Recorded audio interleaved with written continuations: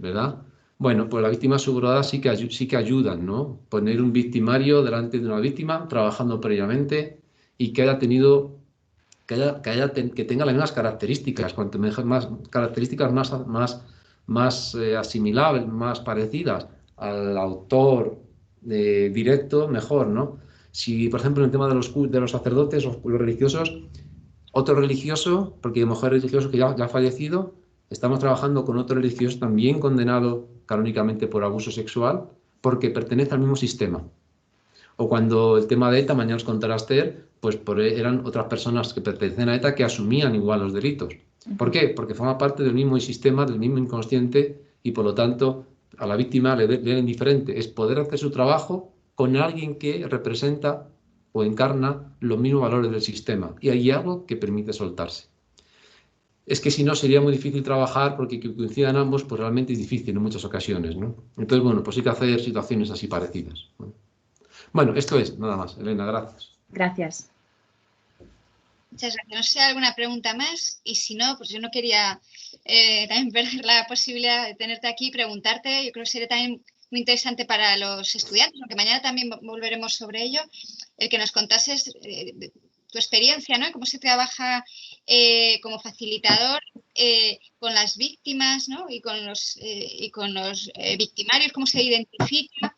Y cómo se trabaja de manera paralela para realizar este tipo de encuentros. Estoy pensando también en la presión que a lo mejor pueda existir, pues es un proceso individual, pero la presión que pueda existir en el entorno, en determinados delitos como en los que tú has participado, tanto terrorismo, pero también en el ámbito de los abusos sexuales, por parte de la familia o por parte del entorno que justifica en el caso de los victimarios o pueden cubrir o proteger a lo mejor, ¿no? En determinadas circunstancias, ¿no? Comentabas antes el tema de trabajar o que suponía para el victimario también cuestionar determinadas lealtades y creencias, ¿no?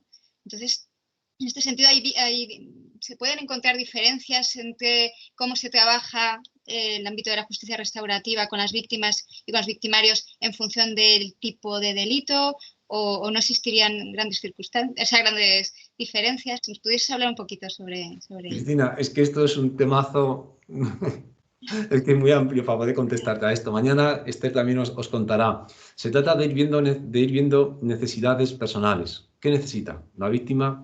¿Qué necesita el agresor? El transgresor, lo más difícil está siendo en la Iglesia los caminos de responsabilización. En el tema de ETA ya venían con el trabajo hecho y fue más sencillo, fue trabajar con las víctimas, sus necesidades, construir lo que querían dejar ver y lo que querían expresar ante el victimario. Entonces, construir su itinerario biográfico, el momento en que conocieron que su víctima había asesinada y qué consecuencias tuvo esto después en su vida familiar, social. Es decir, todo esto que necesita o que quiere que el victimario vea, ¿sí? Después, entonces, paralelamente a prisión o con el victimario en el tema de la Iglesia, hay que empezar a trabajar la toma de conciencia, saber y concretar que realmente asume esa responsabilidad y que es capaz de exponerse a escuchar abiertamente, reconociendo el daño causado ante la persona que lo sufrió. Este es el trabajo. Es alguien que quiere decir, qué quiere decir, cómo quiere decir, qué necesita expresar, elaborar todo esto y elaborar la otra parte para que esto pueda ser escuchado. Después, construir la verdad. ¿Qué necesita usted para construir, para quedarse tranquilo? ¿Qué verdad necesita? ¿Qué datos necesita conocer? ¿Qué datos necesita saber? Entonces ya ahí pues hay que trabajar con las víctimas sobre todo este elenco de necesidades respecto de datos que quiere. Y yendo al otro lado, pues tenemos que trabajar que realmente conocer y saber que esta persona está en condiciones de poder dar información de esos datos que la víctima necesita. Poder ponerse a disposición de. Es conocer, escuchar, conocer verdad, comprender. Y al final íbamos viendo también los procesos de la Iglesia como al final, en la última fase del encuentro, son encuentros que duran 2-3 horas, al final como que estamos viendo que algunas víctimas necesitan encontrarse delante a un ser humano más allá de la categoría de terrorista o abusador. Solamente de humano a humano es como este vínculo acaba soltándose y les acaban preguntando también por su historia de sufrimiento. Las víctimas, después de haber narrado, después de haber construido una verdad, ya como que en algún mucho nivel ya dejan de ser víctimas. La víctima es un ropaje que psicológicamente no ayuda mucho, ¿no? Y yo no quiero ser víctima, yo quiero ser esta persona, Antonio o María, con una historia que queda atrás y que la resignifico para poder caminar con más fuerza hacia adelante en mi vida. Pero no me meto usted en el papel de víctima. Cuando paso esas fases, esta última fase, para quitarse esta victimización, es ponerse delante de la otra persona y poder verle más allá de un concepto. Y entonces preguntar por su historia de sufrimiento, de dolor, ver dos humanos rotos que se acaban encontrando, soltando un vínculo para poder caminar. En el tema de la Iglesia, lo más complicado ahora es que los curas, que los religiosos tomen conciencia del daño. Los procesos estos estamos terminando después de año y medio aproximadamente. Año y medio. O sea que son acompañamientos, digo, bastante delicados y difíciles, hasta que van deconstruyendo los relatos, las justificaciones, los miedos, las vergüenzas. Bueno, ahí ya en la Iglesia ya entran otros temas que tienen que ver con los compromisos, con los votos, con los espacios sistémicos. Ya es un tema más complejo. En el otro lado, lo más difícil era que los presos de ETA dejasen la organización, que dejasen los entornos. Esto fue muy difícil. Tardaban 3 y 4 horas en salir de ellos. Mañana os contará Esther y Xavi. Son procesos. Y el dato más importante es que todos esos procesos al final no son ajenos al facilitador. Quien se quiera dedicar a esto tiene que saber que cada historia en que se mete es una historia suya. Dicho esto, una historia suya es que la historia que hay fuera en muchas ocasiones tiene un reflejo en la historia personal, conocida o desconocida de uno, en lo presente o en lo transgeneracional. Nosotros hemos tenido que trabajar, yo al menos con los que trabajo ahora en el tema de la Iglesia, trabajos personales muy profundos porque lo que estamos trabajando fuera no repercutía en nuestra historia vital. Pero no porque nos afecte, sino porque la fotografía que estamos viendo fuera la tenemos en nuestra historia. Entonces es como siempre una invitación a todo eso que aparece fuera, algo misteriosamente también está en algo que no vemos, pero que está y que es necesario trascender. Es como si la vida llevase a estos espacios, no por ser un facilitador, mediador fantástico, sino todo lo contrario, dejarse reconducir por la vida porque hay algo que aprender. Esta es la humildad de quien está diciendo cosas y estos trabajos es porque al final algo tiene que descubrir también de él. Entonces esto es lo más difícil, el entrar en humildad sabiendo que lo que hay fuera no me es ajeno, sino que forma parte de mí. Y cuando uno sabe que lo que hay fuera forma parte de uno mismo, lo que hace es mirar con humildad, agradecimiento a ambas partes, no juzga, no genera lástima, no tiene expectativas, no tiene miedo. Hace el trabajo y se marcha. Bueno, sí, es que Cristina, me enrodaré aquí sobre esto mucho, ¿sabes? Entonces, ya está. Con esto ya. Muy bien, muchísimas gracias, Julián. No sé si hay alguna cuestión más. Y si hay alguna pregunta más, yo creo que no. Pues entonces, bueno, te agradecemos de verdad tu intervención hoy y esperaremos con gusto, igual que del resto de ponentes, esas contribuciones para la publicación en la revista de Derecho Penal y Criminología. Y vamos a pasar ya ahora con la siguiente intervención, la última de esta mañana, que es la de Elena Maculán. Elena Maculán es investigadora postdoctoral con contrato Ramón y Cajal en la UNED. Es profesora en el Instituto Universitario General Gutiérrez Mellado y es profesora asociada en la Universidad de Trento, en Italia. Es doctora en Estudios Jurídicos Comparados y Europeos por la Universidad de Trento y en Paz y Seguridad Internacional por la Universidad Nacional de Educación a Distancia de la UNED, en régimen de cotutela, Convención de Doctorado Europeo y Premio Extraordinario de la Universidad de Trento y también de la UNED. Sus principales áreas de investigación son el derecho penal internacional, la justicia de transición y posconflicto, el derecho penal comparado, los delitos de terrorismo y la justicia restaurativa. En este sentido, es codirectora, como comentaba antes la profesora Alicia Gil, del Proyecto Nacional La ejecución de las penas por delitos de terrorismo, donde ella se encarga, entre otras materias, de estos aspectos referidos a las medidas premiales y a la justicia restaurativa, y precisamente por eso esta mañana su intervención se va a referir a la respuesta a la delincuencia terrorista entre medidas premiales y la justicia restaurativa. Muchas gracias, Elena. Bueno, muchas gracias, Cristina, y por supuesto quiero empezar agradeciendo a la Universidad de Castilla-La Mancha, a todos los responsables de los proyectos implicados, y un gracias muy especial a Cristina por haber organizado estas jornadas y a Luis Miguel por el apoyo técnico. La verdad es que es un placer estar aquí hoy con vosotros y a la vez reconozco que me genera un poco de inquietud compartir mesa con 3 expertos en el tema que admiro muchísimo y 3 autores de cuyos trabajos y de cuyas palabras he aprendido mucho y sigo aprendiendo mucho.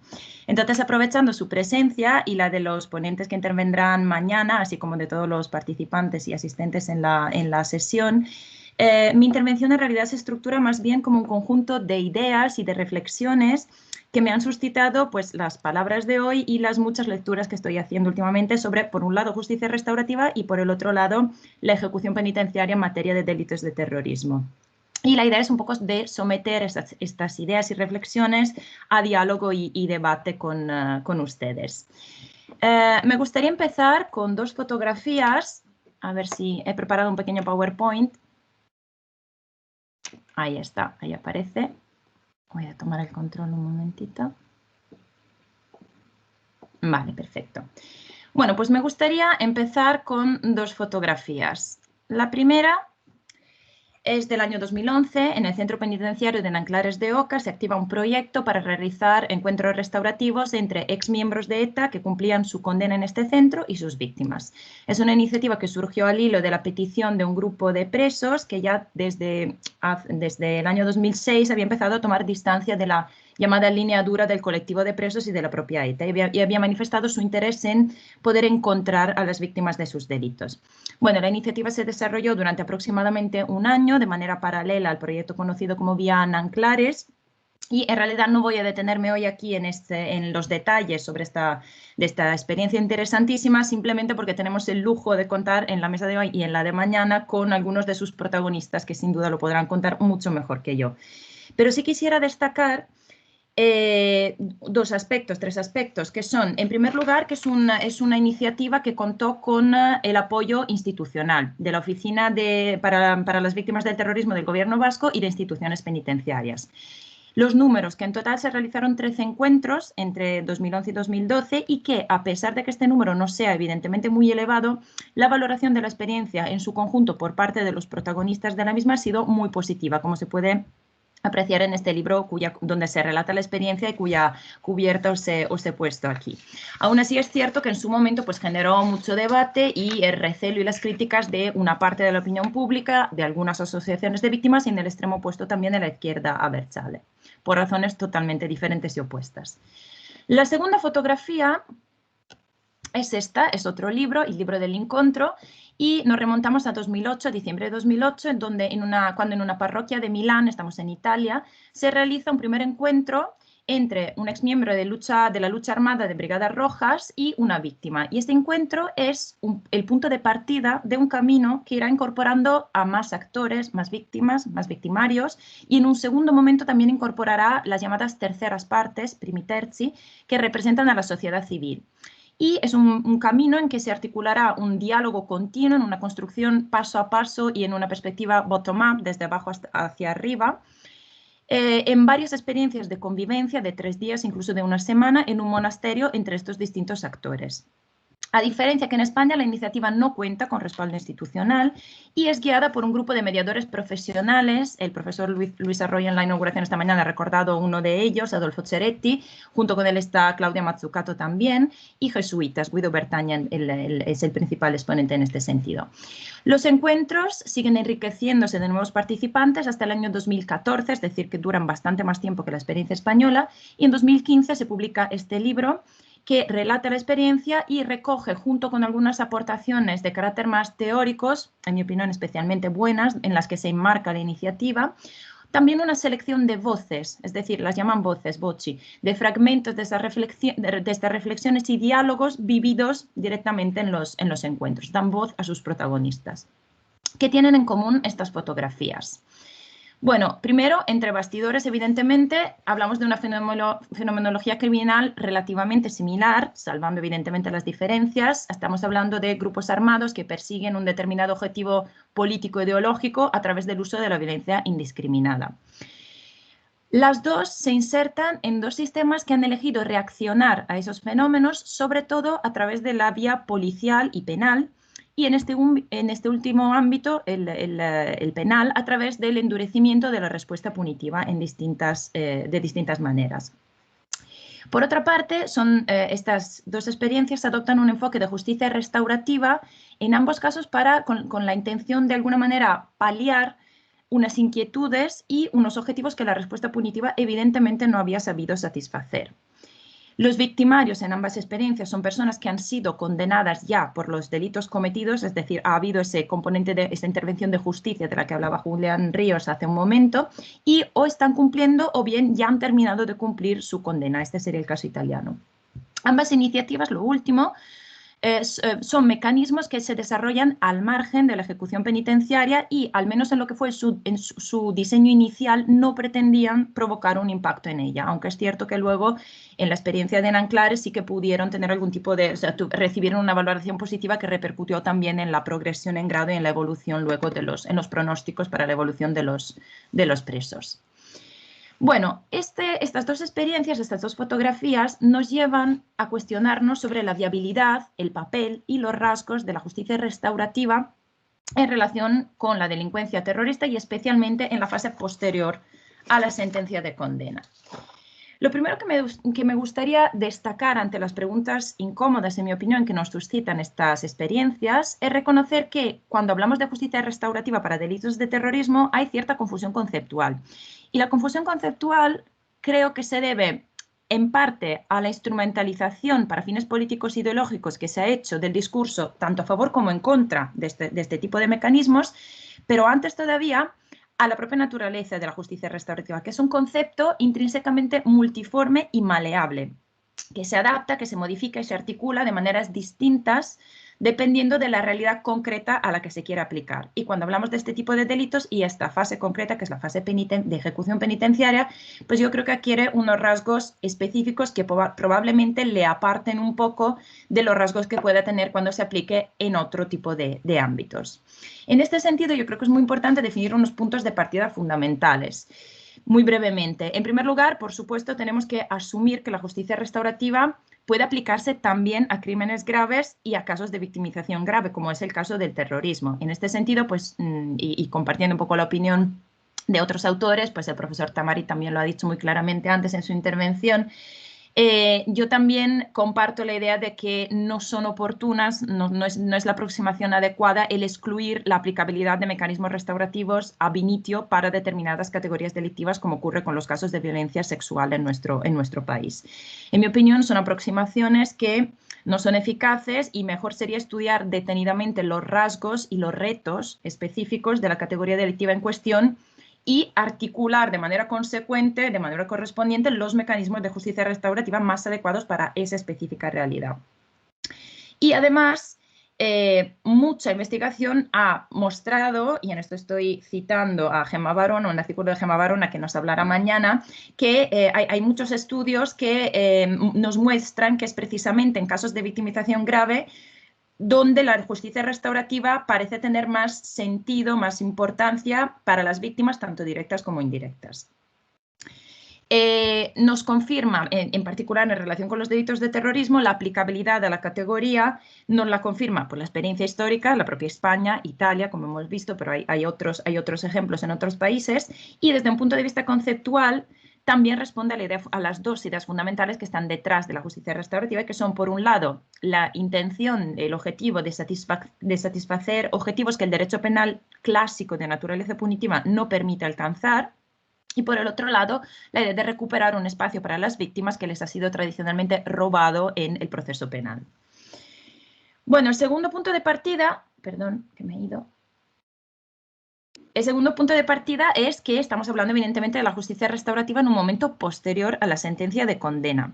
Y esto significa que cualquier resultado que se alcance no repercute en la determinación del quantum de pena, aunque luego pueda tener efectos en su ejecución, como veremos, sino que, este concepto, este punto de partida, yo creo que es especialmente importante porque si nos centramos en la respuesta que se ha dado a este fenómeno delictivo en España, pero también en otros países, en Italia también, ya que es nuestro punto de término de comparación que estamos utilizando, se ha centrado sobre todo en el momento precondena, es decir, que han desempeñado un papel especialmente relevante en las medidas de carácter especial, excepcional, aplicadas en un momento anterior a la condena. En esta fase procesal, la fase de investigación y de juicio penal antes de dictar sentencia, hemos asistido en este sentido a la aplicación de una estrategia basada en la combinación de dos medidas de signo totalmente opuesto. Por un lado, el endurecimiento de las penas y de las medidas de ejecución, de las condiciones de ejecución, y por otro lado, la previsión y aplicación de una serie de medidas premiales como pues, circunstancias atenuantes, incluso en algunos casos causas de extinción de la pena, para fomentar, por un lado, la disociación por parte del acusado de la organización a la que pertenecía y el abandono de la violencia, y por el otro lado su colaboración con la policía y la justicia, esencialmente para desarticular los grupos y bandas armadas. Es una estrategia que podemos encontrar en España muy claramente, en Italia también la encontramos con las dos figuras de los dissociati y los pentiti, en Alemania también se ha seguido el mismo camino, es decir, es una constante en la que vemos pues un poco la lógica del palo y la zanahoria, ¿no? Por un lado endurecemos y por el otro lado prevemos medidas premiales para los que nos ayuden, que colaboren en este sentido. Y si no colaboran, pues les aplicamos medidas mucho más y condiciones mucho más gravosas que las que se aplican en situación ordinaria para el resto de delitos. Bueno, en España, en toda esta estrategia, en España sí que contamos con una especie de anomalía, una que en mi opinión es una anomalía, porque realmente lo que vemos en España es que se exigen dos condiciones, que son el abandono de la organización y la colaboración con las autoridades, con la justicia y la policía, que normalmente se prevén para conceder medidas premiales, y de hecho nuestro mismo ordenamiento prevé la atenuante cualificada del artículo 579 bis, en términos casi análogos, o sea, exige básicamente esas dos condiciones, pero que aquí en España se convierten en el ámbito penitenciario en cargas adicionales para que los condenados por delitos de terrorismo puedan acceder a institutos o mecanismos que están previstos normalmente para los demás internos. Y me refiero al acceso al tercer grado penitenciario, a la libertad condicional e incluso, aunque no esté previsto a nivel legislativo, al acercamiento al País Vasco, es decir, al poder terminar de cumplir su condena en una cárcel más cercana al País Vasco o directamente ubicada en el País Vasco. Estos requisitos entonces se configuran en nuestro sistema ya no como medidas premiales como tales, sino como un elemento agravatorio u oclusivo, y aquí estoy citando a De la Súa, de régimen general de cumplimiento, con el resultado de que la semilibertad o la libertad condicional para estos condenados se convierten en tener una naturaleza de premio o de recompensa. El caso es que la lógica de premialidad aplicada a los terroristas se ha centrado en España, como en estas otras experiencias cercanas, digamos, en el momento pre-sentencia, previo a la sentencia. Se ha combinado además, como hemos recordado, con varias medidas que suponen un endurecimiento de la pena para los que no se acojan a estas opciones o de las condiciones para la ejecución de la pena, siguiendo esa estrategia del palo en la zanahoria. Y luego hay que decir también que se ha centrado en actividades y objetivos que son ajenos a los ideales de justicia restaurativa, al margen de que algunos de estos mecanismos pudieran lograr de manera indirecta y subrepticia, en mi opinión, algunos fines propios de la justicia restaurativa. Pues, por ejemplo, la confesión de los hechos y la consiguiente asunción de responsabilidad sí que puede lograr objetivos que se acercan o coinciden con algunos de los objetivos de la justicia restaurativa. Otro dato que tenemos que considerar es que las experiencias de justicia restaurativa que se han desarrollado con condenados por delitos de terrorismo en España, y lo mismo ha ocurrido en Italia, han sido externas a los procedimientos penal y penitenciario y se han centrado en el componente de diálogo que forma parte de la justicia restaurativa. En este sentido, yo creo que ha habido una clara opción por el llamado modelo del encuentro, que ha recordado el profesor Tamarit antes, que es uno de los distintos conceptos que existen de la justicia restaurativa. Decía antes que es un concepto multiforme, ¿no? Pues bueno, pues aquí se ha privilegiado la parte, el componente del diálogo, del encuentro, y se ha dejado bastante de lado el concepto de reparación, la idea de reparación, que también forma parte de un sentido, de un concepto más amplio de justicia restaurativa. Y esto se debe probablemente al hecho de que en el ámbito de los delitos de terrorismo ya se ha destacado, varios estudios han destacado que las víctimas buscan sobre todo una respuesta a sus necesidades de comunicación, de información y de obtener un sentimiento de clausura, de cierre, de una experiencia personal traumática.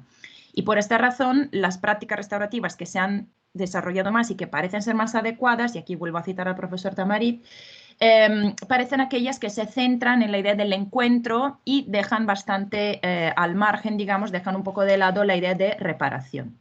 Otro dato importante, ya lo he mencionado, estas prácticas no estaban diseñadas para producir un efecto directo en las condiciones de ejecución de la pena ni en la duración de la misma, aunque luego en la práctica sí que se ha llegado a valorarlas en España. En Italia no, porque como os comentaba, pues han participado sujetos que ya habían terminado de cumplir su sentencia de condena, los que decidieron participar en estos encuentros. Bueno, esta situación nos lleva a plantearnos, yo creo que esencialmente dos preguntas. La primera ¿es posible y oportuno que este tipo de iniciativas, de mecanismos restaurativos, produzcan efectos en la ejecución de la pena en un sentido premial, entre comillas, favorable para el reo? Y si contestamos que sí a esta primera pregunta, ¿cómo podemos concretar este efecto en el sistema penal y penitenciario español?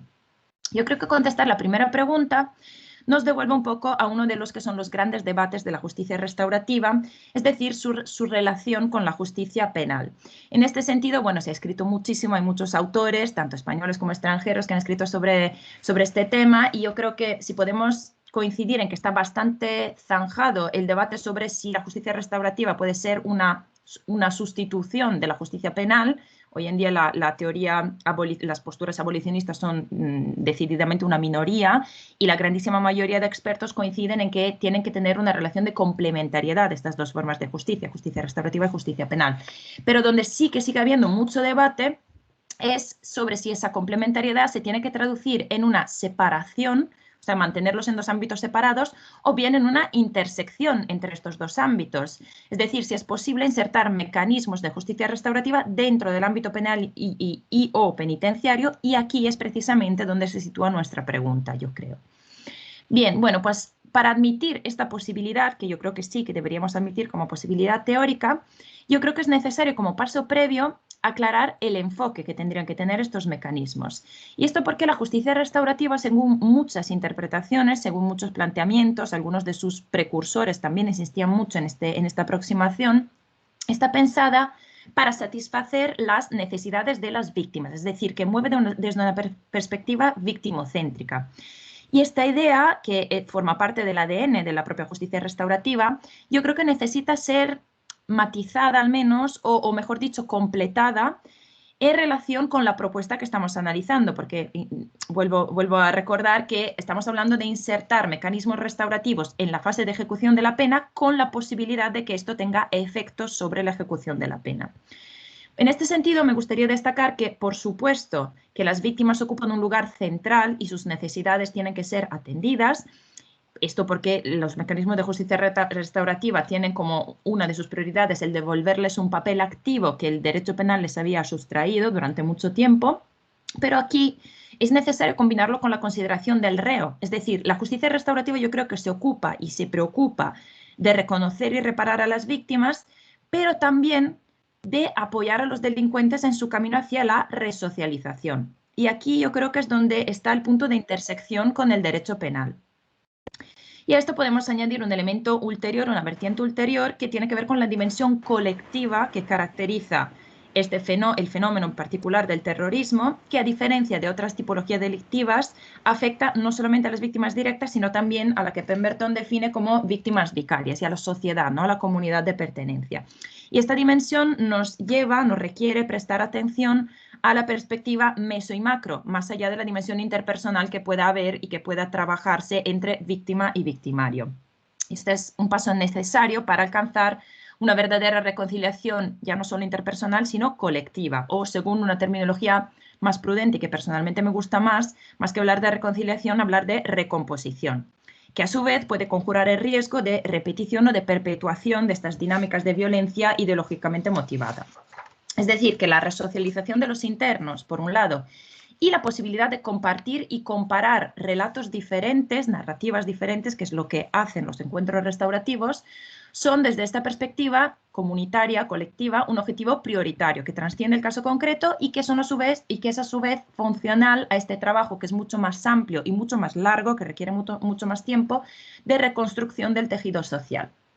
Bueno, a esta dimensión colectiva sí que ha prestado atención la experiencia de encuentros restaurativos desarrollada en Italia y que se relata en el libro del Encuentro, donde surgió en repetidas ocasiones la idea de la importancia de transmitir el mensaje a la sociedad en su conjunto y de difundir esos relatos, esos intercambios. y además la propia participación de estas terceras partes y primi terzi en los encuentros pretendía cumplir un poco con esta función de compartir, de testimonio, más allá de la dimensión interpersonal. En Anclares esto en cambio no se produjo, en la experiencia de encuentros restaurativos españoles no se produjo. Es posible, esto me aventuro yo y nos lo podrán confirmar mañana sus protagonistas quizás, que esto se debiera o al corto tiempo con el que contó el proyecto para funcionar y a su repentina interrupción, pues falta de recursos y de apoyo básicamente institucional que sí que había habido en un primer momento, o quizás puede deberse a la necesidad de respetar el principio de confidencialidad y en este sentido posiblemente los propios protagonistas de los encuentros no sintieron esta necesidad de compartir su experiencia en un ámbito más amplio y de tener un retorno a nivel también comunitario y social. Bueno, pues los mecanismos de justicia restaurativa pueden ser una herramienta muy eficaz en este camino y, si se llevan a cabo de manera exitosa, podrían traducirse, en mi opinión, en una mejora también en la ejecución de la pena. En este sentido, yo creo que el hecho de que participar en estos mecanismos se traduzca en alguna clase de beneficio para los internos no necesariamente debe verse en una lógica premial, estrictamente considerada, sino que debería concebirse más bien como el resultado de un avance por parte del condenado en su camino hacia la resocialización. Bueno, lo que estoy proponiendo aquí básicamente es un cambio de enfoque. El mecanismo es el mismo, pero lo enfocamos desde una perspectiva diferente y dejamos de hablar de premialidad y hablamos más bien de resocialización de los presos. Quedarían todavía por resolver, en mi opinión, dos problemas. El primero es la desconfianza legítima hacia los motivos que llevan al interno a participar. Es decir, siempre tenemos ahí la duda de que la participación de los internos, de los presos, a estos encuentros, a estos mecanismos, sea instrumental para la obtención de determinados beneficios, que no sea una voluntad auténtica, sino que sea funcional e instrumental a la obtención de estos beneficios a nivel de ejecución penitenciaria. Bueno, este evidentemente es un riesgo que no puede eliminarse del todo, pero es lo mismo que ocurre con los motivos que llevan a la confesión del hecho antes de la condena y que no nos escandaliza tanto. Y en este sentido, yo creo que de entrada, aparte que de entrada el derecho penal no debería preocuparse por ello, por los motivos que llevan a alguien a tomar una decisión, en realidad tampoco podemos demonizar la intención de obtener un beneficio cuando nuestro propio sistema penitenciario progresivo motiva al penado en general, aplicando esta lógica. Y en realidad el ser humano, ya no solamente los condenados por algún delito, sino el ser humano se mueve por incentivos. Y esto pues no supone que tengamos que despreciar la buena conducta de una persona, el participar en algo bueno de una persona solo porque se busca también un beneficio. Además, podemos decir que al margen de los motivos iniciales es posible que en el proceso, que mientras tenga su andadura en el proceso, el interno vaya descubriendo poco a poco un interés verdadero en el diálogo, más allá y en lo que le puede aportar a nivel personal, más allá de los beneficios penitenciarios. Y además hay que recordar que el presupuesto irrenunciable para acceder a este tipo de mecanismos es y debería ser el reconocimiento de los hechos, de los que en la literatura anglosajona se llama como basic facts, se reconocen como basic facts, y de la ilicitud o injusticia de esos hechos. Es decir, ese es nuestro punto de partida. Si no tenemos eso, pues tampoco podemos admitir la participación de los internos en este tipo de mecanismos. Y además será la Junta de Tratamiento que a posteriori tendrá en cuenta el aspecto, evidentemente, a la hora de hacer su informe sobre la evolución del condenado, es decir, que se tomará en cuenta también esta relevancia o no de los motivos que puede haber detrás. Y, por último, yo creo que aún así esta posibilidad de que el interno participe pues, por motivos desde una perspectiva utilitarista, más que por auténtica convicción de la bondad del proceso, sigue siendo mejor que la alternativa. La alternativa sería dejar que el sujeto cumpla su condena en régimen cerrado con suerte en segundo grado, en su totalidad, hasta alcanzar el máximo de cumplimiento y luego salga sin haber contado con una oportunidad importante en su itinerario de reflexión y de reeducación. En este sentido, hay estudios que muestran que los internos que participan en iniciativas en las que tienen la posibilidad de narrar su experiencia tienen muchas más posibilidades de cambiar de ideología. Pues hay un estudio reciente que está en publicación de la profesora Alicia Gil que lo destaca. El segundo problema con el que nos encontramos es el rechazo de las víctimas, también muy legítimo, partiendo del principio de la voluntariedad de la participación, que es un principio fundamental para todo mecanismo de justicia restaurativa y necesario para proteger a las víctimas de instrumentalizaciones o de nuevas victimizaciones. Existe una cierta probabilidad de que las víctimas rechacen ab initio este tipo de posibilidad, o que, incluso sin descartarla como opción teórica, algunas de ellas pueden tener la idea de que no quieren contribuir con su participación en estos encuentros en ayudar a los condenados a obtener beneficios. Bueno, aquí yo creo que es fundamental el mensaje que se manda a las víctimas, la información que se les presta, ¿no? Ya se ha dicho antes. Las víctimas no tienen que creer que esos supuestos beneficios, que en realidad no son tales, es recuperar el régimen ordinario de ejecución penitenciaria, pero no tienen que creer que esos beneficios dependen de ellas, sino que tienen que comprender que forman parte de un camino que el reo va a emprender de todas formas, con independencia de que ellas participen o no.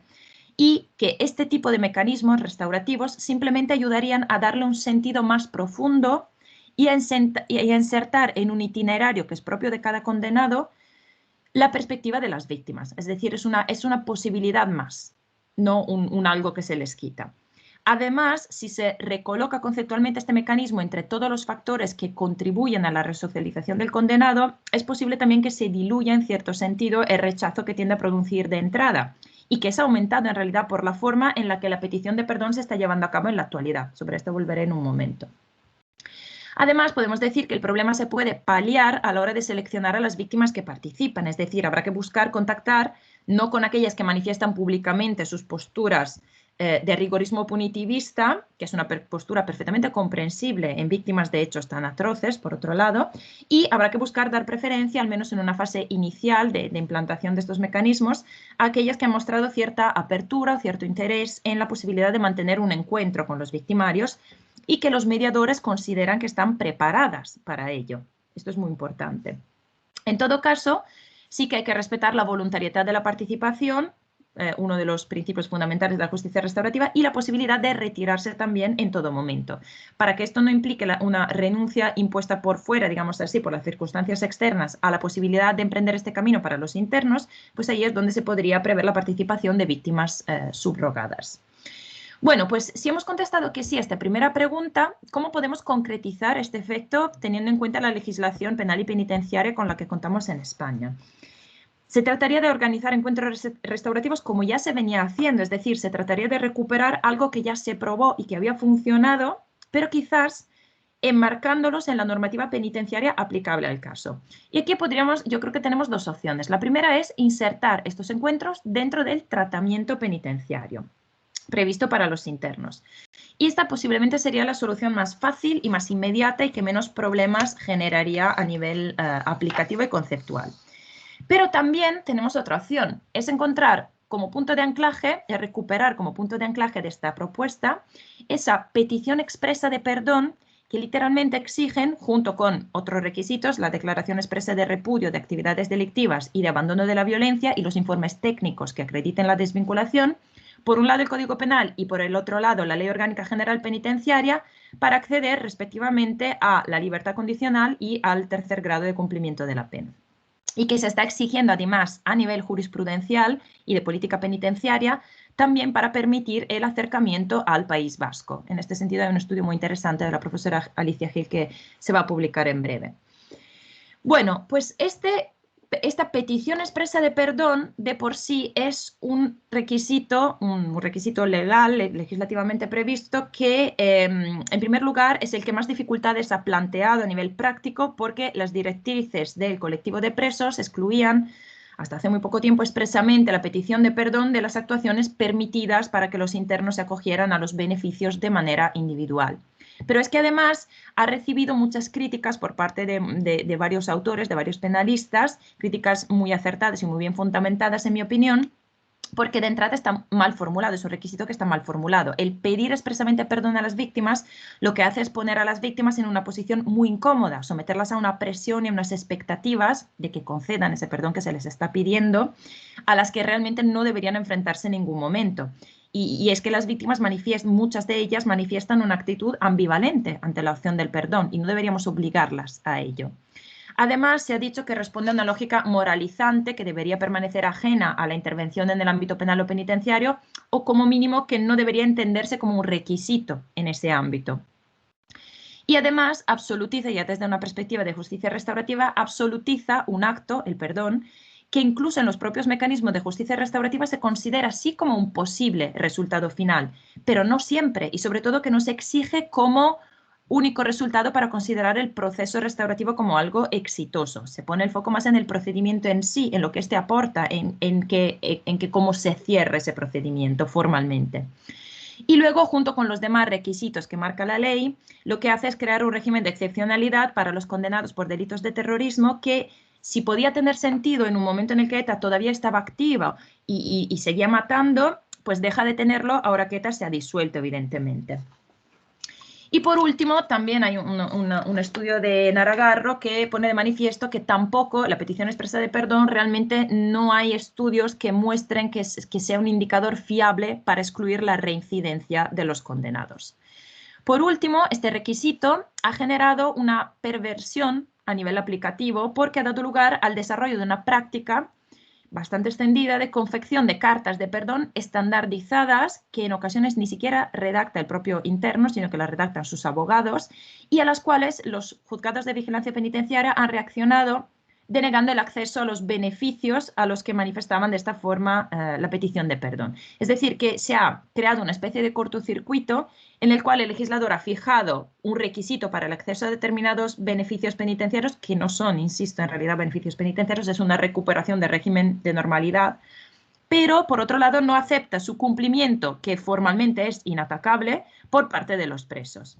Y esta situación evidentemente genera mucho más, todavía más rechazo y más frustración, no solamente en los internos, sino también en las víctimas que lo perciben con razón como una tomadura de pelo. Bueno, pues ante este cortocircuito y partiendo del presupuesto que lo ideal sería eliminar el requisito de petición de perdón, y en esto coincido con muchos autores que lo han dicho antes que yo, pues en Naragarro, Patricia Faraldo, Alicia Gil, muchos autores ya han insistido en la necesidad de eliminar este requisito con una reforma legislativa. Mientras tanto, a la espera de esta reforma, que no sabemos si se producirá o no en algún momento, podríamos intentar proporcionarle un contenido que recupere la idea de resocialización por un lado y que procure además encontrar las necesidades de las víctimas, al menos de algunas de estas víctimas por otro lado. ¿Y cómo lo haríamos? Bueno, el requisito podría cumplirse precisamente con la participación de los internos en encuentros restaurativos. Esto, evidentemente, se puede plantear siempre que fijemos determinadas condiciones, en mi opinión, imprescindibles. Primero, hay que mantener la voluntariedad de la participación, tanto de los internos como de las víctimas. Segundo, habría que permitir que en caso de rechazo por parte de las víctimas directas, se cuente con un pool de víctimas subrogadas que puedan ayudar en este proceso sin tener que obligar a las víctimas y a las víctimas directas y precisamente para respetar esa idea de voluntariedad. Tercero, hay que exigir como presupuesto para activar el mecanismo el reconocimiento de los hechos y de su ilicitud por parte de los internos. Este también es un punto de partida que se requiere siempre para todo mecanismo restaurativo. Y por último, habría que admitir que estos encuentros pueden no concluir con la petición o la concesión del perdón. Y en estos casos lo que habría que valorar es si la propia participación en el proceso es un itinerario suficiente para entender que se ha cumplido con ese requisito, pues haciendo una interpretación amplia del requisito que marca la ley, evidentemente. Esta propuesta yo creo que permitiría corregir, al menos en parte, una incongruencia y un anacronismo legislativo con el que contamos en la legislación española. Al mismo tiempo, valorizaría un instrumento que ya en su primera experiencia aplicativa, en 2011, había mostrado su gran potencial, pero que no ha podido contar con el tiempo, con los recursos y con el apoyo suficientes para explotarlo hasta sus límites, sus potencialidades completas, digamos. E incluso desde una óptica transicional de superación de la experiencia violenta del pasado, podría ser un instrumento muy importante, aunque desde luego no suficiente por sí mismo, de cara a la reconciliación social, a la recomposición social y a la reconstrucción del tejido social que se ha roto por efecto de esta violencia masiva y generalizada. Por supuesto que permanecería con toda probabilidad alguna duda sobre la genuinidad de los motivos que llevan a los internos a participar, pero no más, desde luego, que las cartas estándar que se están redactando en la actualidad y al menos requerirían en este sentido un esfuerzo y un compromiso serio, se requeriría en este sentido un esfuerzo y un compromiso serio por parte del preso en términos de reconocimiento y de escucha de las víctimas, que sean directas o subrogadas. Y con esto es precisamente con lo que debería conformarse el derecho penal, que no puede exigir un arrepentimiento, ahí sí que estamos entrando en la esfera moral, pues debería conformarse precisamente con este trabajo por parte del preso. Y bueno, me gustaría terminar con esta cita del libro del encuentro que os comentaba antes, es del trabajo que publica en este libro Claudia Mazzucato, una de las mediadoras que participan en estos, que organizaron estos encuentros restaurativos en Italia, y que va un poco de la mano de la idea, ¿no?, que ya hemos comentado, que ya han comentado los ponentes antes que yo, de que necesitamos abandonar esa idea de que es una fotografía fija la imagen, ¿no? Necesitamos movimiento, necesitamos un vídeo. El término que más aparece en el libro es camino. El movimiento es también un rasgo de la justicia restaurativa. Para hablarse y para reparar las consecuencias de sus propios actos no se puede quedar separados. Es necesario precisamente ir hacia algo. No estamos acostumbrados a concebir la respuesta al delito en términos de movimiento, porque la justicia penal es el reino indiscutido de la fijeza. La cárcel es la negación, la privación material de la libertad de movimiento. Y ahí es donde podríamos insertar y podría dar lugar a resultados muy interesantes la justicia restaurativa con su movimiento. Bueno, muchas gracias. Muchísimas gracias, Elena. Me parece muy interesante y muy sugerente las cuestiones que comentaba. Vamos a iniciar ahora un turno de palabras. No sé si alguien quería formular alguna pregunta, alguna reflexión al hilo de la intervención de Elena.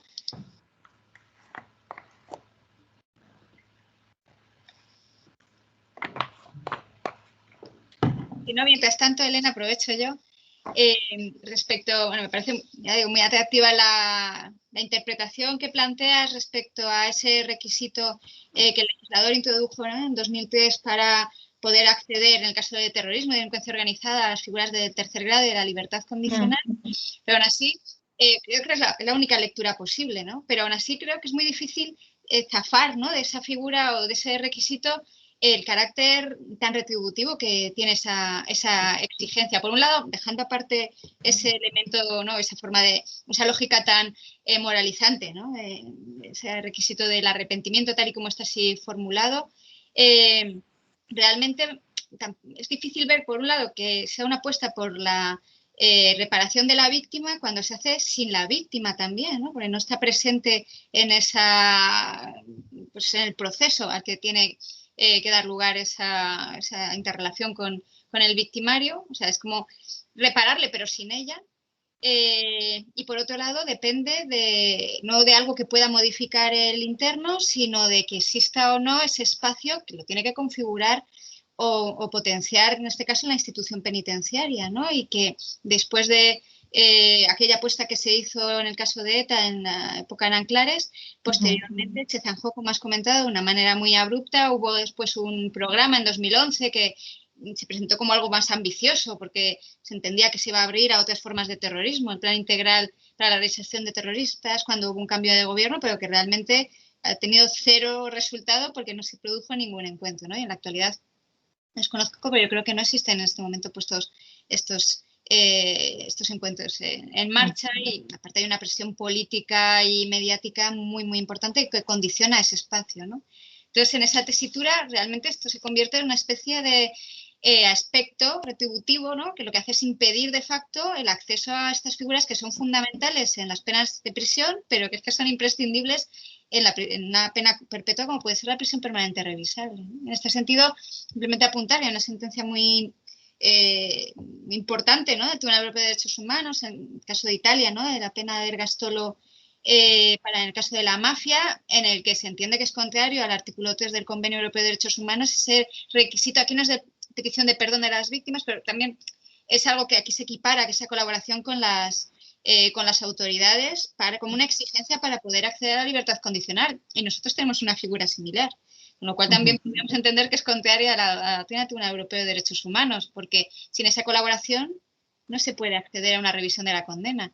Y si equiparamos colaboración con petición de perdón a las víctimas, pero no posibilitamos esa circunstancia, pues entonces estamos impidiendo de facto esa posibilidad a los condenados, ¿no?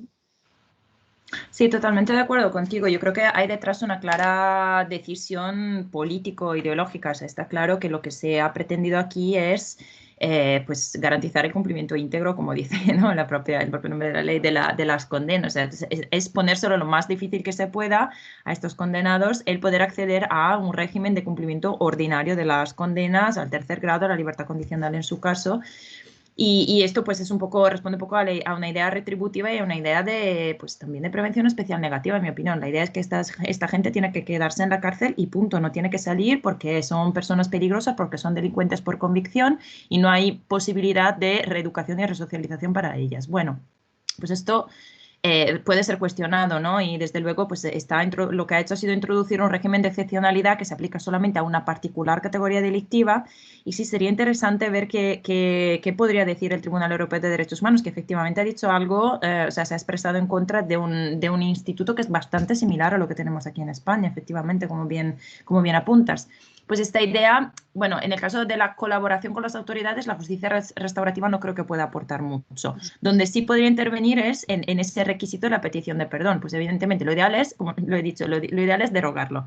Pero ya que lo tenemos, ya que contamos con él, quizás podríamos intentar al menos darle un sentido donde por lo menos entre la víctima, o sea, que no sea la carta que escribe el preso su abogado, sino que haya realmente un camino, un esfuerzo por parte del preso y donde entre la víctima que quiera evidentemente aportar también su versión y hacerse escuchar, ¿no? A intentar buscar un poco la satisfacción de las necesidades que tiene que van más allá y que no se pueden satisfacer en el derecho penal, como bien nos recordaba Julián Ríos antes. Sí, pero estoy totalmente de acuerdo contigo.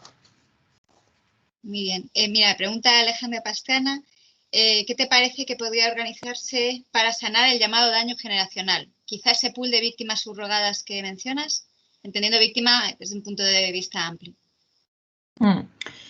Bueno, pues yo he apuntado antes que creo que este tipo de iniciativas, los encuentros restaurativos, son muy importantes, pero no son suficientes. Si nos ponemos en una perspectiva macro, en una perspectiva meso y macro, diría, o sea, ya mirando a la dimensión más colectiva y el impacto colectivo que han tenido este tipo de delitos para la comunidad, no solamente la comunidad del País Vasco, sino toda España, pues es muy importante realizar otro tipo de trabajo, otro tipo de iniciativa que quedaría fuera del ámbito penal y penitenciario, en mi opinión. Y en este sentido, yo creo muchísimo, y quizás Gemma Barona mañana nos cuente algo sobre esto, creo mucho en las potencialidades de proyectos que muchas veces son iniciativas espontáneas que ni siquiera cuentan con respaldo institucional en ocasiones, aunque bueno, el gobierno vasco sí que está apoyando muchas de estas iniciativas también. Iniciativas que tienen más que ver con el arte, la cultura, es decir, un tipo de construcción de un relato de lo que ha ocurrido que pueda ser compartido, o sea, que tome en cuenta las distintas versiones de lo ocurrido y que construya un relato aceptable para la sociedad en su conjunto, la sociedad vasca y la sociedad española en su conjunto. Y a partir de ahí posiblemente se pueda hacer ese trabajo de reconstrucción, ¿no? De un tejido social que ha sido pues dañado en profundidad por tantos años de violencia y de atrocidades.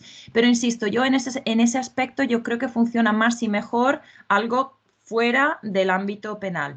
Sí, la Comisión de la Verdad es una opción que de hecho se ha puesto sobre la mesa y autores que lo han propuesto, bueno, tanto políticos como autores que lo han propuesto en varias ocasiones. Yo personalmente soy muy fan de las comisiones de la verdad, es decir, que creo mucho en lo que puede hacer una comisión de la verdad, porque bueno, porque lo he estudiado en muchos países, ha tenido un impacto y un efecto muy importante. La más conocida sin duda es la Comisión Sudafricana, que ha sido bueno, valorada muy positivamente por la mayoría, digamos, de los expertos en materia, pero hay muchas otras experiencias de comisiones de la verdad. Podría ser una ayuda importante. Ahí todo está, o sea, el problema está en cómo la diseñamos, cómo se financia, cómo se crea, quién la compone. Es decir, que cuando hablamos de Comisión de la Verdad no es como una varita mágica que hace desaparecer los problemas. Es también un punto de partida, o sea, lo que hace es un trabajo de investigación extrapenal, intenta buscar una verdad material o verdad histórica de los hechos, pero depende mucho de cómo está diseñada y construida, de su mandato.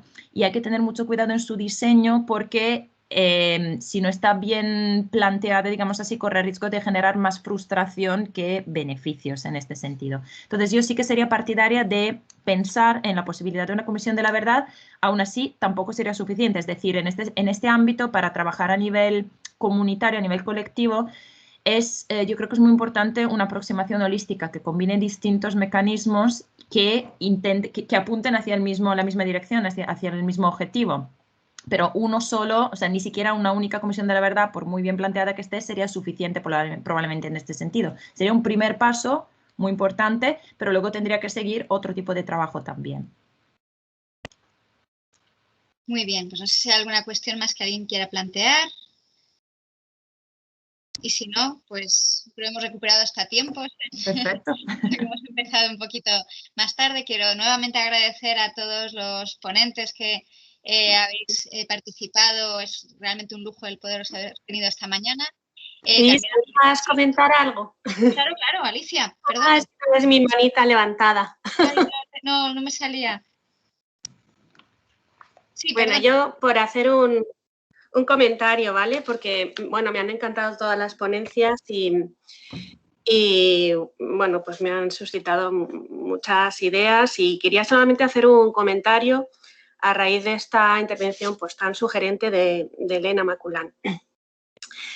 Yo quería pues apuntar que, bueno, pues me parece estupenda esa idea que propone de reconducir pues esa petición de perdón que no puede ser tal, que es el final, no es el camino, a la justicia restaurativa y esta a su vez al tratamiento penitenciario, que es solamente un medio para colaborar en el proceso de resocialización del sujeto. Pero en todo caso, yo quería decir que en todo caso el requisito se debe eliminar como tal, aunque lo entendiéramos así. ¿Por qué? Pues porque me parece que en nuestra legislación el problema, la perversión, es que se ha sustituido, pero tanto en la ley como en la jurisprudencia, se ha sustituido el examen sobre el avance de la resocialización del sujeto, que debería entenderse en un sentido jurídico, es decir, limitado a examinar el riesgo de reincidencia. Eso es lo único que deberíamos examinar cuando decidimos si alguien avanza o no avanza en su proceso de resocialización, si es probable o no, o si va disminuyendo la probabilidad de que reincida. Se ha sustituido eso por la exigencia de una serie de requisitos, pues la colaboración con la justicia y la petición de perdón, además no cualquier petición de perdón, ya lo hemos visto, nos lo ha contado Elena, una petición de perdón que además sea espontánea, sincera, que responda a un arrepentimiento ético personal. Se ha sustituido el avance, o sea, el estudio técnico, digamos, sobre el avance en la resocialización por este requisito que ya no tiene nada que ver con la resocialización, o bueno, podría tener algo, pero no es lo mismo, ¿no?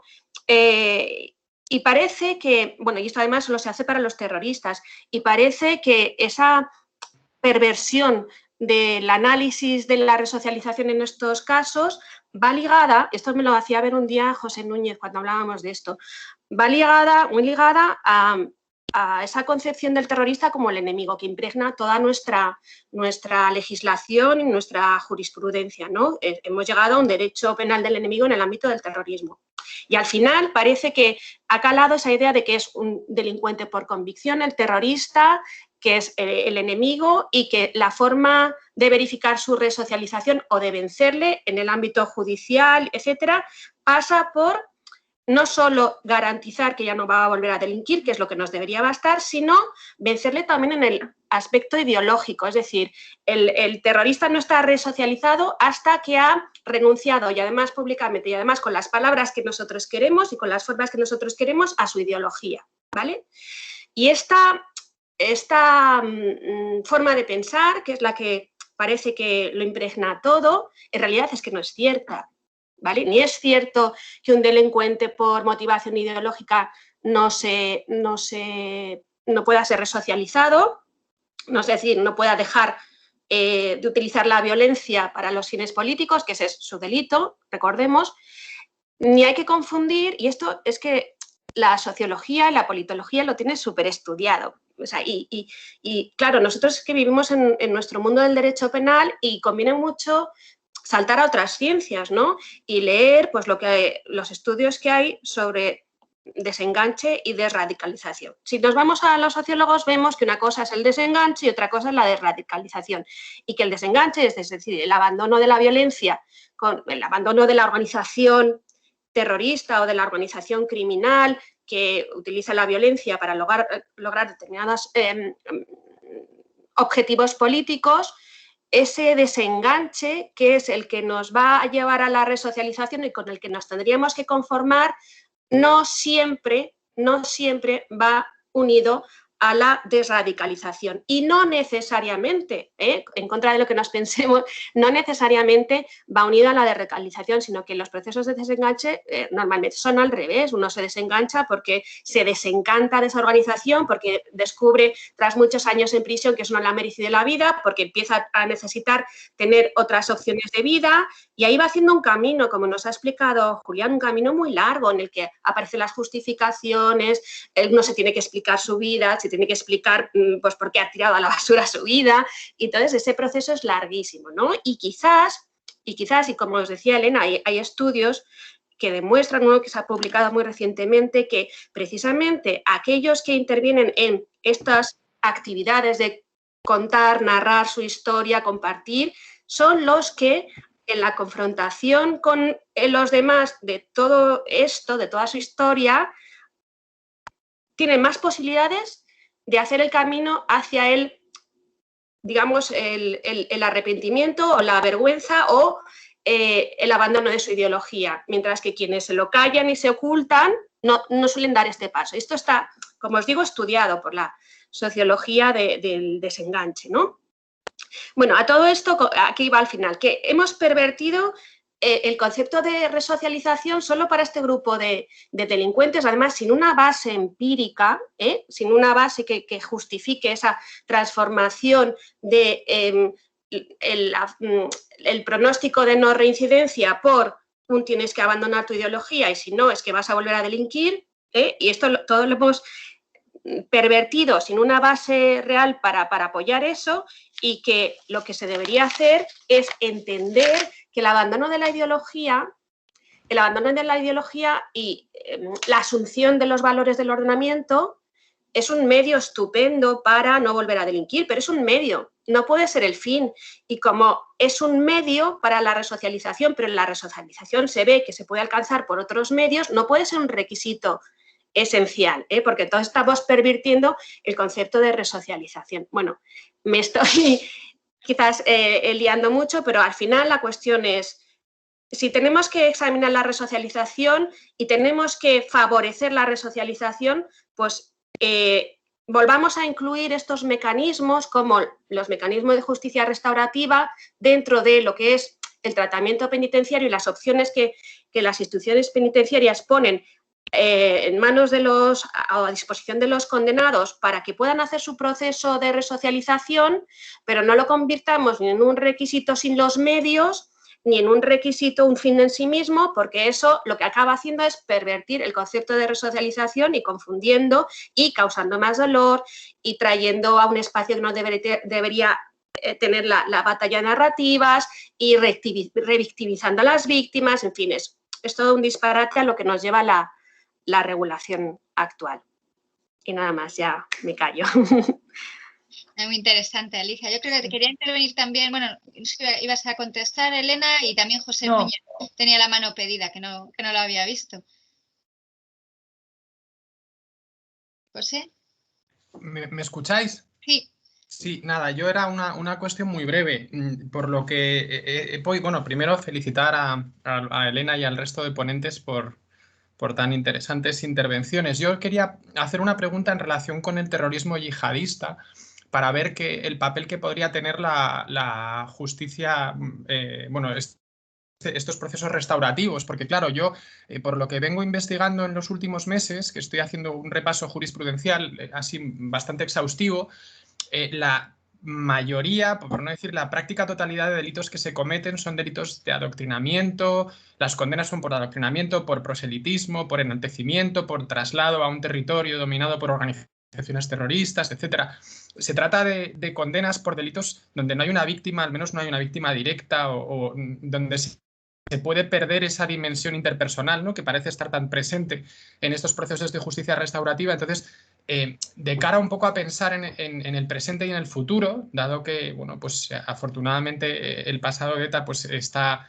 ya terminado y aunque hay crímenes sin resolver, pero bueno, no es el problema con el que nos tenemos que enfrentar de cara al futuro, pues ¿qué papel podría tener esta dinámica o esta metodología o como lo queráis llamar. Simplemente es una duda que me surge pues, al ver, pues eso, desde el punto de vista fenomenológico, lo que con más frecuencia se comete son delitos donde no hay una víctima directa, se pierde esa dimensión interpersonal, ¿no? Y se trata de delitos además castigados con penas muy elevadas y con una dureza muy, muy grande, tanto desde el punto de vista de la condena como de todo el procedimiento, con prisión preventiva que se acuerda con muchísima frecuencia, muchas veces después para luego absolver a la persona. Es decir, que aunque se trate de delitos que probablemente no sean muy graves desde un punto de vista objetivo a lo mejor, pero sí que la respuesta que les estamos dando sí que lo es, ¿no? Entonces, no sé cómo lo veis esto, cómo se podría articular aquí la intervención de la justicia restaurativa. Nada más, muchas gracias.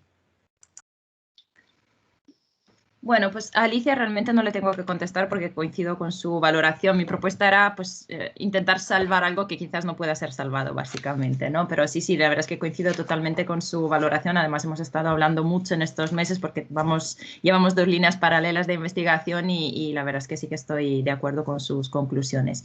Y respecto de la pregunta de José, con el que también he hablado de este tema concreto off the records antes, y digamos que yo le estoy dando vueltas todavía. Yo creo que de entrada aquí hay 2 problemas. El primero, bueno, el problema realmente es que se meten en el mismo saco como delitos de terrorismo conductas que son muy diferentes entre sí. Y en este sentido yo creo que sería muy importante diferenciar aquellas conductas que implican violencia, o sea, que tienen un componente de violencia contra las personas, y aquellas conductas como son el enaltecimiento, etcétera, que no tienen un componente violento directo y que muchas veces ni siquiera tienen víctima directa. O sea, estos serían, digamos, los 2 criterios, los 2 factores que habría que tomar en cuenta para diferenciar conductas y para diferenciar respuestas a esas conductas. Y luego voy a dejar de lado, pero también yo creo que es importante diferenciar los tipos de terrorismo, porque no es lo mismo el terrorismo de ETA que el terrorismo radical yihadista al que nos enfrentamos en su mayoría hoy en día, por los condenados por delitos de terrorismo encajan en esta segunda categoría.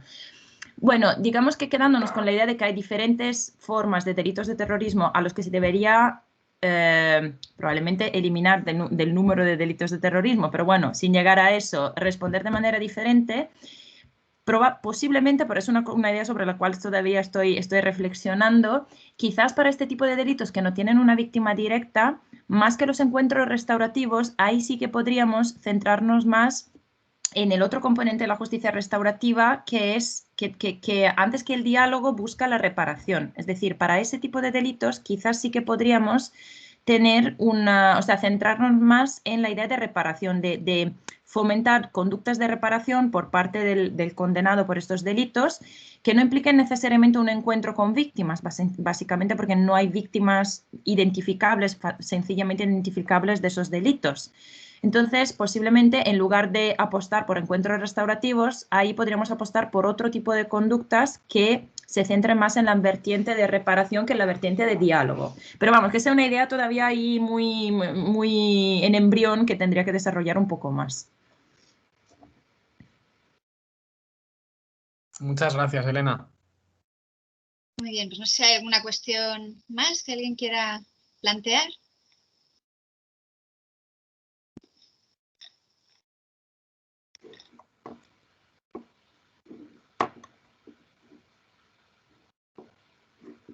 Si no es así, vuelvo a reiterar, como decía antes, mi agradecimiento a los participantes de esta sesión. De verdad es un lujo poder haber contado con vosotros y también con la gente que va a intervenir mañana, y quedamos emplazados a la segunda de las sesiones, mañana a las 9, en la que ya lo que haremos será abordar